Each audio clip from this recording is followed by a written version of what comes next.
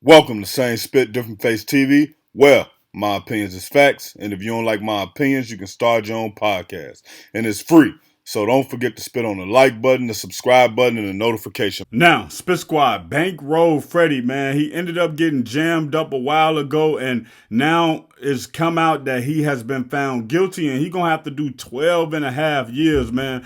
That's very unfortunate, but what y'all gotta understand is whether you right or wrong in these situations, we just saw a Young Thug, man. You can get inside of that court and things can go all the way bad, whether you right or wrong. And sometimes it could be the company you keep. He went down for drug and gun charges, man. So you could have somebody around you that's moving, shaking, and doing their thing in the streets, and you can just be trying to keep your nose clean, but you get wrapped up in that with them because you know what they doing. And so my main thing to people is, and I'm not saying whether Freddie was really out in the streets or he wasn't.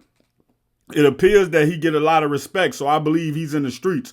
But my whole thing that I'm trying to say is, man, I try to tell people all the time, especially people who talented, hey, you're going to have to make a transition faster than you would like to, or you're going to end up in a bad situation. You're going to end up jammed up. And once you jammed up, there's nothing you can do besides nothing, because once you jammed up, you just jammed up. And it's probably gonna be crazy, but by the time he get out, it'll be too late for him to rap, man. He's already 30. So when he get out, he'll be 42.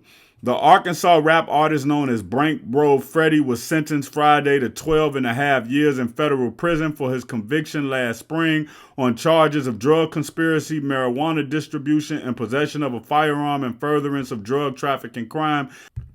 Freddie DeMarcus Gladney III, 30 of Jonesboro, was ordered to serve 5 years each. The conspiracy and distribution count, both of them run concurrently, along with a 4-year sentence for use of a telephone in furtherance of a drug trafficking crime, for a total of 5 years. U.S. District Judge James M. Moody Jr. then sentenced Gladney to 90 days for the firearm. So look, basically, he ended up getting 150 months, what adds up to 12.5 years. One thing y'all need to know, man, I don't care how much of a street guy you are. You need to be able to know the statute of things that you're doing. You need to be able to understand what exactly the charges are, and how much time you get for stuff like that. I bet it's people who will never understand that, yo, I get 5 years just because I called this person and told them XYZ. Now, obviously, certain risks you got to take when you playing a high stake game, right? But one thing Cameron used to say when he was going from New York to Ohio and he was out there selling weed, and this not me tricking, this is something that Cameron was talking about, Cameron the rapper.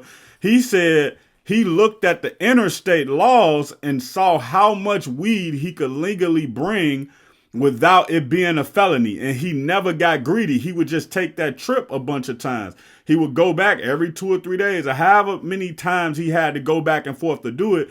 But he always made sure that he brought just enough weed to get his bread and get niggas situated, but not enough where if he did get caught, he would get a felony. He would get a misdemeanor. He wanted to do something that he knew that he could fight. So this what y'all got to do, man. Y'all got to stop doing crime first. But if you're going to do crime, know what you up against. Check out my original Chicago hood movie in the end screen, No Time to Play Fair.